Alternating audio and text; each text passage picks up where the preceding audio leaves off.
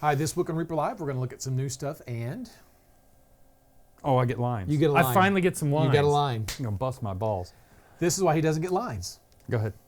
And Michael Proctor is going to show us a video this week on Reaper Live. Maybe. Hi, welcome to Reaper Live. I'm Ron Hawkins, art director here at Reaper. Ed Pugh, president here at Reaper. And welcome to Reaper Live, this show where we blend painting, gaming, and geek culture all together for your viewing pleasure. But not so much painting this week. No. I don't see any paint, so I guess we're not going to no. paint. We're just going to get straight into it. Yes, go. Right now. Okay, Go. all right. Patience, dude, patience. Proctor's waiting. I'm sorry. Proctor can wait. Let's show something right off the bat. Screw it. We're not even going to give you any just go, miniature cut out foreplay. your Just flame. straight into the thing, okay? All right. This is a new toy that we're going to come out with. I said toy. This is a new project that we have that's going to come out later this year. Maybe some other project. I don't know. Soon. But this is our Mammoth. This is not the Mammoth from Bones 4. This is the new War Mammoth that's going to be coming out with maybe some other project later this year. Let's show them some scale. Let's put a figure up there for scale. Oh, that's a good scale figure. What do you think about that? So this is what we call one of our volumetric prints. So we printed it out just to sort of see the size, the details, see how they came out, things like that. The one thing we're going to change is the skulls here on the side. They're a little big. We're going to shrink those down a little bit, but the Mammoth... Some of the engineering is a little wonky. Yeah, it didn't really fit together perfectly, but I'm not really sure, but we'll check into that. But anyway, this is going to come up later this year. So, so when people ask you about the cool War Mammoth, you know what they're talking about. Pretty cool, huh? Yeah. Oh, yeah. No, Okay. I can't wait. All right, cool. It'll be fun. I could see putting a hout out on the back of it, too, at some point right here. I was thinking this morning of having a hill giant ride on his back as a mount. Could do that. That would be Yeah, good. you could do that. You It'd be could. really cool. The hout would be better. Or whatever. Okay. Anyway, so there's that. So hope you enjoyed that. Thanks for watching Reaper Live. Okay. All right. So a question we get a lot, and I think we've been answered this before, but we still continually seem to get it, is when do you guys decide, or how do you guys decide when a model is resculpted or reimagined or just updated from metal or even bones, the original bones, into the new version? Yeah. And so what we've got here, this is the Pit Fiend from Gene Van Horne, or Agribon from Gene Van Horne.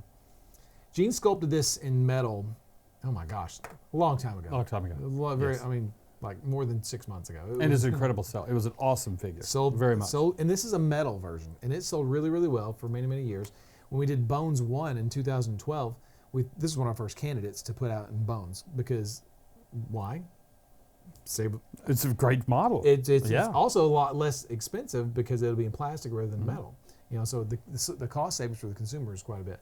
So we did him in metal, we did him in Bones, but then he was so cool, we thought, well, we liked the model so much, but you could tell that Gene sculpted when he first did this. It was one of his earliest pieces. Yeah. Gene's leveled up as a sculptor, right? So we wanted to see what he could do with digital sculpting and just everything he's learned over the few years. Just a modern interpretation. It's a modern interpretation. Yes. So we redid it, and for Bones 4, I wanted to put his head on, I guess. Well, that's just your choices. Exactly. So what do you have there for choices? We have choices. We have with his mouth open and screaming or closed. We'll go with open and screaming. Okay. Just to try it out. What about the one smoking a pipe? Didn't get that one? Didn't that was not on here. Okay. No. So yeah, we just thought, it's just a better sculpt, an updated, more imposing monster. Looks really cool. This sculpt comes with optional hands. So you'd have your choice of swords. You would also in turn have the choice of the open hand or the traditional, as he was originally done, holding the fireball. Holding the fireball. So we'll go with the fireball. Cool. And there's the Pit Fiend that we've all come to know. Yeah, Agribon. Yeah, Agribon. And let's see if we can do them side by side so you can see a size difference. Let's see. Let's get over here, dude. Just a better piece, just a better monster, just a more imposing piece that when you play, role-playing games or whatever, and you want to put a big demon on the table. The first one's cool, but I think the new one's much more impressive. Much more aggressive, got some character. Has a lot more texture to it in areas. This being an earlier sculpt, you can see where they were filling. He was doing a great job. This is just better. Engineering for metal and engineering for plastic. Two different things. Yeah, they essentially can have a lot of similarities, but there's some things you don't have to really fudge as much, So. And the optional bits help too. I Yeah. like that idea. That was fun. They lock in at a certain angle, but how easy would it be to change that angle? Oh, it'd be nothing. If you don't like the angle of that sword, they're key locked so they can go straight in. But you can snip the key part of that lock off and still have a stub and glue it in at any angle you'd want if you'd rather the sword be more vertical or anything. Yeah, I think that's what I would do. I would probably make it more forward or something But to like each that. their own. Yeah, sure. But at least you have the options. Got all these options to do that. So, cool. So this week we came up with a slew of new releases, Yes. metal releases. We'll look at a few of those real quick. Let's take those guys off and look at some of these real quick. Here first, let's see real quick. This is the new Plague Doctor, sculpted by Bobby Jackson. He designed it, he sculpted it. Saw him on Twitter. Yeah. Some enterprising person put it on Twitter this morning. Yeah, Kit. No, wasn't Kit. So we've got a male Plague Doctor as well, but he will come out, I believe, in April. But this is the female Plague Doctor, and Jen Greenwald. I'm sorry, Jen, painted the one that you can see online. She did an amazing job and really, really, really cool. So that's that. And let's see what else we got here. Oh, so Daryl Robards, our in-house sculptor, sculpted Grix, the Goblin Shaman, Goblin Wizard. One of Daryl's first pieces. First pieces, It's yeah. his first professional metal piece. For Congratulations, Daryl. Yeah, Very good job. Good job on the flame. It's got a staff. This is a multi-part model, so you can you'll have to glue it together, but slightly posable a little bit. But that's Daryl's first piece, so he did a really nice job. So these are all Will always available. be his most memorable piece. Yeah, and these are all going to be available in the Reaper store, reapermini.com. Let's see, these are the, where are they? These are the cultist priests, the cultist leaders. These have been available in bone, but we're finally making them available in metal. Sort of a reverse process. There you go. See, it works both ways. A lot of people prefer the weight and the heft of metal, and some people just like the plastic. Now, of course, with metal, they come with a little bit higher cost, but you get a heftier, more solid model. So these are the cultist leaders. And then here we have the cultist followers. There you go. Good. Want to be leaders. Yeah. So you've got 3 of these guys. And these were all designed by Izzy Talon Collier. Did the designs. Bob Rodolfi did the sculpting on all 5 of these. And Jen Greenwald, as a matter of fact, painted all our studio models, which are available to view online at reapermini.com. Just look in I think the part number should be up here for these models if you want to go and look at the painted versions. Really, really sharp, really, really cool. I think Izzy designed these as cultists of Nyarlathotep. So they don't have to be, but they were kind of designed that way. Not that They're still nice. They're very slight nice. Egyptian feel to them, so they're really, really kind of cool. So there's those guys. So I guess that's it. We're out of new releases. Yeah. So, But we're not out of video because we have a Proctor video. Oh yeah. One of the questions we get a lot is, when do we get more proctology in our world? No, that's not it. That's not what they ask. They ask. Oh. They say, Ed.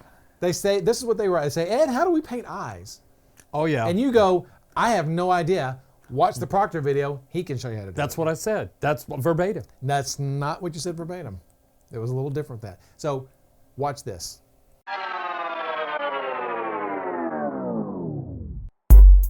Hello, I'm Michael Proctor, and this is Reaper Toolbox.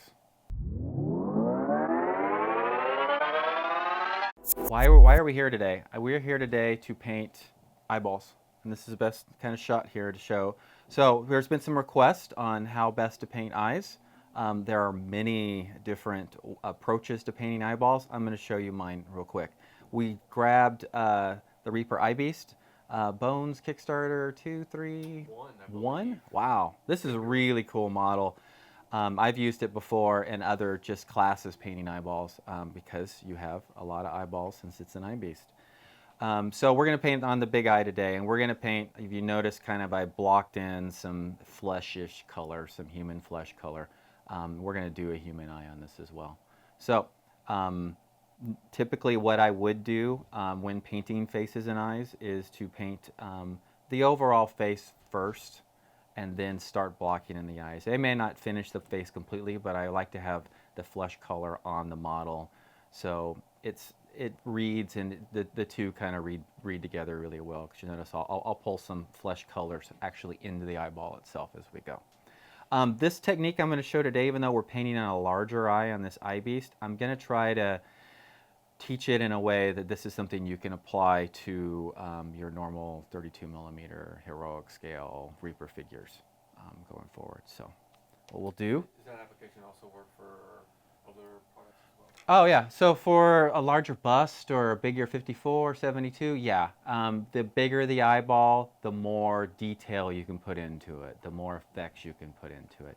With a smaller model, you may just want to have a white eyeball and then a little dot, and we can make it that simple. You can add color to the iris if you want to as well, a little highlight as well. So we'll do all of that real quickly and show it what's going on.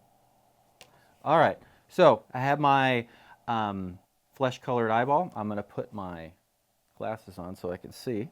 So the first thing I like to do after I put already the skin tone on is I will go and paint the eyeball itself black, or not necessarily black, but I like to use a blue liner. And you'll notice from a lot of the other things that I've done, or if you've ever taken a class to me, I think blue liner is probably my favorite color to use. It's a nice dark, cool color, and kind of a quick color theory thing too is a cool colors recede, warm colors advance. And if I was just using flat black again is just kind of flat, so it's not going to really recede into the background. So I like to try to get the eye nice and dark, and what that is if you look at your eye in the mirror or look at somebody else's eye, there'll be a black outline around the outside of the eye. That's what we're really trying to do. And instead of just trying to paint a black line all the way around it, I just paint the whole thing black, and then we'll come in and we'll put the white of the eye in over it. So we got the dark of the eye painted in, and so next thing is we're going to paint the white of the eye. So we're going to basically use this white to cover the eye, yet leave a very thin black line. Some people call it like raccoon eyes, but we want to make it much thinner and much more controlled than you would think of a typical raccoon eye. So let me put my eyes on before I paint the eyes. And so what the color that I'm using now is I have white linen, which is 9060, and I wanted a little kind of off color in there, so I grabbed a tiny bit of Spectral White. It's right here. Spectral White, which is 9680. It's got a little purple in it, which adds a nice little extra color to the eye. It's not necessary at all, and especially if you're doing a much smaller miniature, it's not going to make that big of a difference. But for a bigger eye like this, I kind of just wanted to show a little bit more color. So if I'm working with fairly thin paint because I want it as nice and smooth as possible.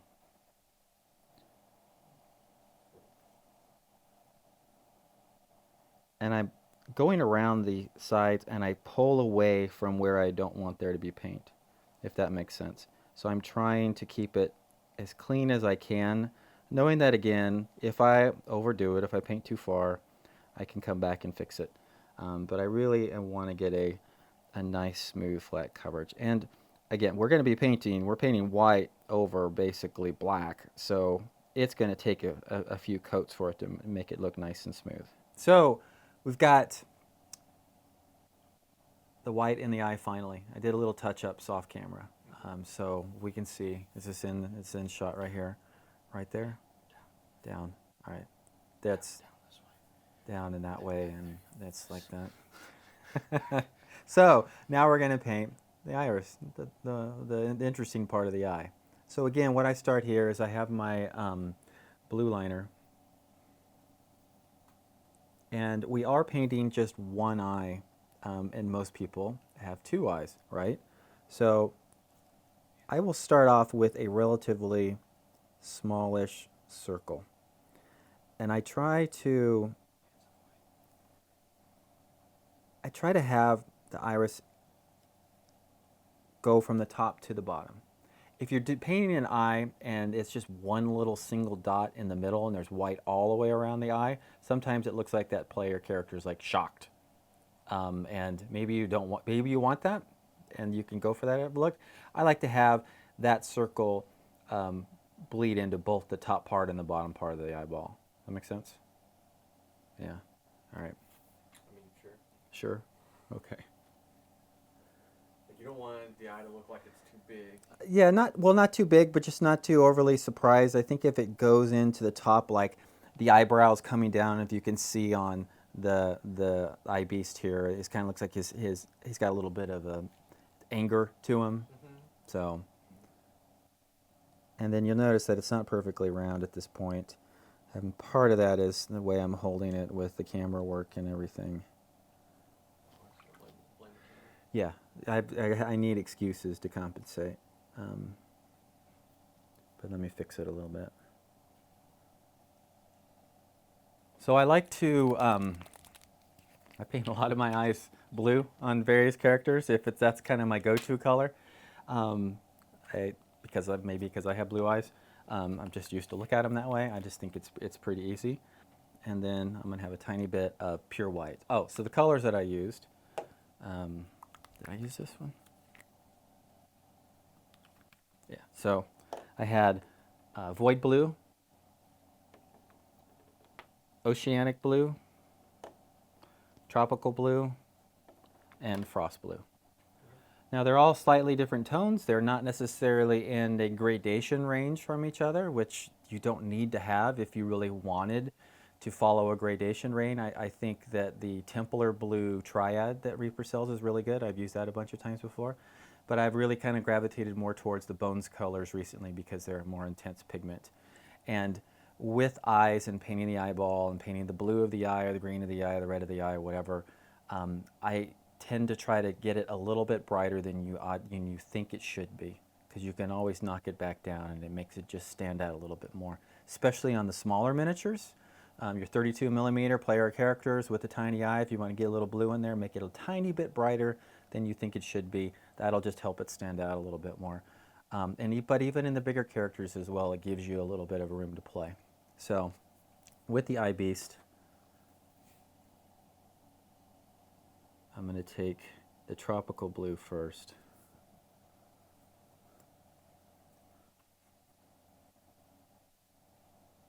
You use your hand as a kind of way to judge the color?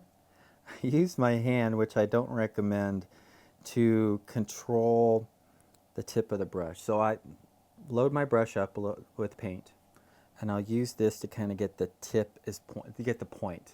Get the paint on so it's not too much. I know what's on there and how much is going to come off. And I am painting up and as close to the line as possible.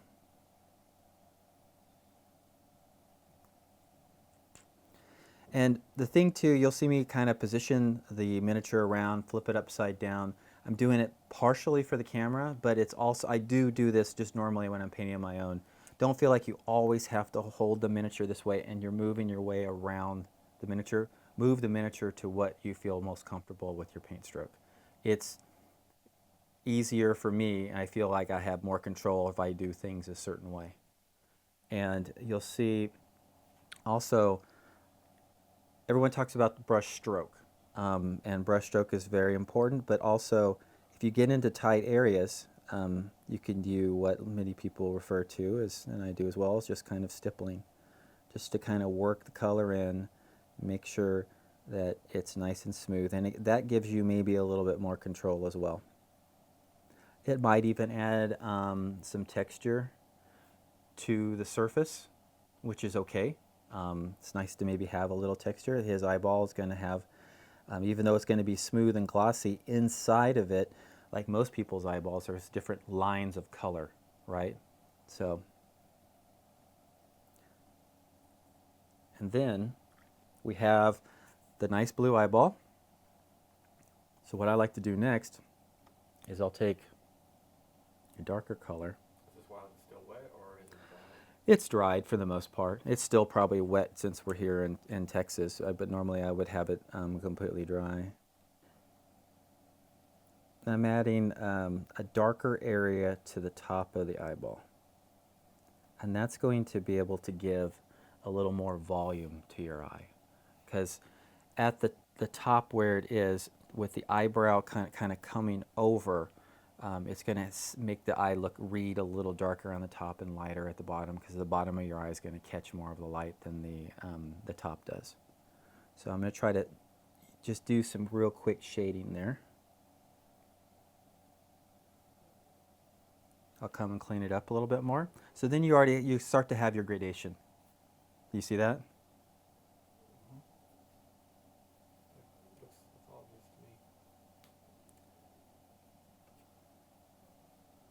And then I'll come in with, in this case I'm using the Frost Blue, which is a little bit lighter, and come in on the very bottom edge and trying to catch a little more highlight.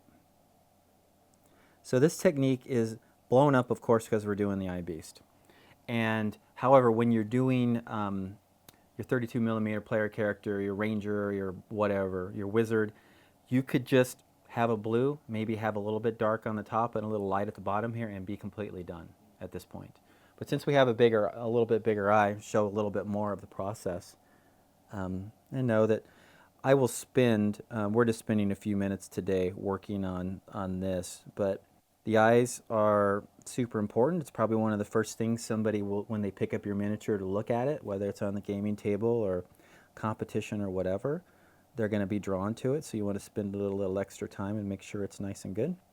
So I added just a little bit of the white on the bottom, and then it got to be a hard line if you saw that. I just took a little bit of the mid-tone blue and just brought it across the top, and I kind of glazed out that line. So then we have basically our eyeball, and we could work it a little bit more. But at this point I tend to jump to putting in the little black center of the eye. And then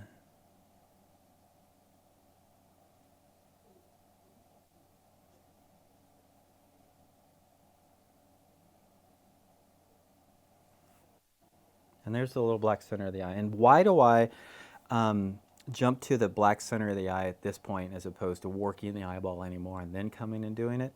You'll see that it's not quite perfectly round little dot that I put in, and that happens pretty much every time, but more so on camera. But I can then come in, and while this is here, before I've spent too much time doing too much touch-up, I can come back in and fix it a little bit more.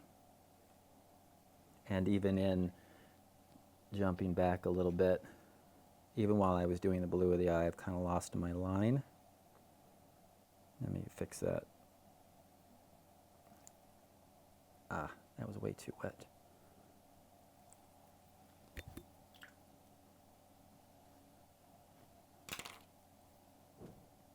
see switching out brushes. Is there a particular size brush that's better for doing eyes?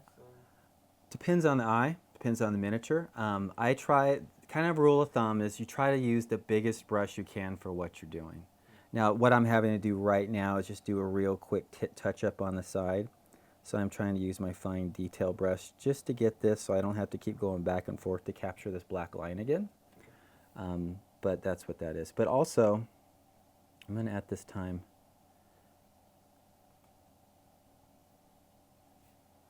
go to my very pure white. And you've seen this in anime or graphic novels, and when they show an eye, or even if you look at a reflected eye in a mirror, you'll see this white kind of hot highlight to the top right of the black of the eyeball. So that's what I'm going to capture right now, and adds just a little more depth to the eye.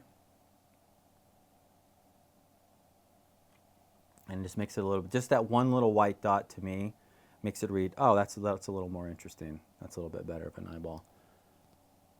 And then there's inevitably just a fair amount of cleanup that you need to do around the eye just to make it look nice and sharp. Does that white point ever correlate with the, I guess, where light is coming from on your character? Yeah, for most demonstration pieces, I kind of do a top-down lighting, zenithal lighting. You've heard Anne refer to in one of the videos as well. Yeah, but if there is some other kind of lighting effect that's going on, some kind of OSL, maybe flames off to the side, that dot can change. I probably wouldn't change it. I might add some more if it's a flame effect, some more OSL to the face and maybe a little bit into the white of the eye, into the corner. So that's kind of the basics of the eye. What I'd like to do sometimes too is, let's just grab Monster Maw quickly. And that's just really a very bright pink, really thin down.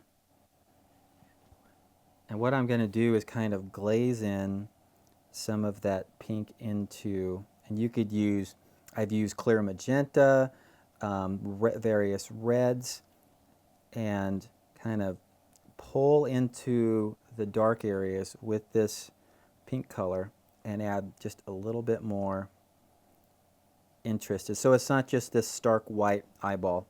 You've got some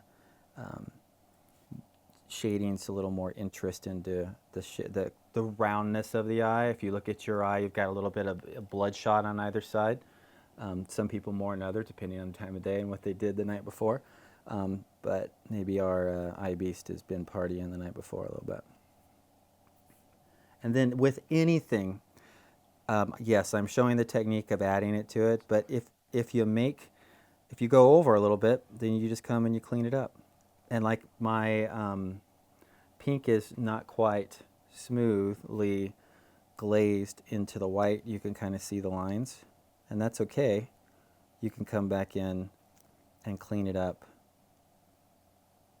So when you say cleaning up, are we adding a different color? Or are we I'm just coming. water and I'm coming back with my white, my linen white, really thin down, and kind of stippling in maybe the places that I overpainted a little bit, just to kind of make it where the transitions are less harsh, so there's not that hard line in between. So there's kind of a quick down and dirty eye beast eyeball. Awesome. Cool. Thanks. Cool. Well, this is Michael Proctor with Reaper Toolbox. Thanks for watching. I hope you got something out of it. If you ever have any questions or anything, I'm on Facebook at Clever Crow Studios. Feel free to reach out. I'd be happy to answer any questions. If there's something I missed or you're doing some other kind of strange eyeball, let me know. Thanks. Take care. All right, well, after watching that video, I can paint eyes like a champion now. I want to see it. Not now. I'll give you some time to practice because you just okay. watched the video. Give me some time. Got to get it set. Yeah, Yeah. but I'm with I'm you. confident that after watching that video, I'll be painting eyes. He's like a good. master. He's just, and he's so easy to talk with and so easy to watch him. Yeah. Yeah. No, he's a great instructor. Come to ReaperCon, take some of Michael's classes. He can do it all. So eyes are just the tip of the iceberg from his skills. Basing, he loves basing. He loves it all. He loves it all. He's Yes. a great miniaturist. He is, and he hits all the shows. He doesn't hit just the fantasy shows or the shows we're used to. He'll hit the historical shows. He hits. I mean, he's very well accomplished and very versed at what he does. He's Yes. good. So All right. Well, good to see that. if you have any questions, make sure to send your questions to reaperlive@reaperlive.com. For all the latest news, excuse me. No. I wasn't going to talk over you. No, Okay. go ahead. All right, that's a first. No. For all the latest news and information, make sure to check out www.reapermini.com. And YouTube, Twitter, Twitch, Facepalm. Dave loves the Facepalm. MySpace. We can also do Facebook and Instagram. And Instagram. Very good. Yes. All right. Well, Get thanks. there, like us. See, I had to talk over you. I know. once. You just do a good job. Go ahead. You done? No. Okay. But go ahead. It's no. If I tell you, there's no fun to it. It's neat to watch you annoyed. I faked him out. I made him think I was going to talk, and I didn't talk. Right. Thanks for watching. Sure. We'll see you next week on Reaper Live. Have fun.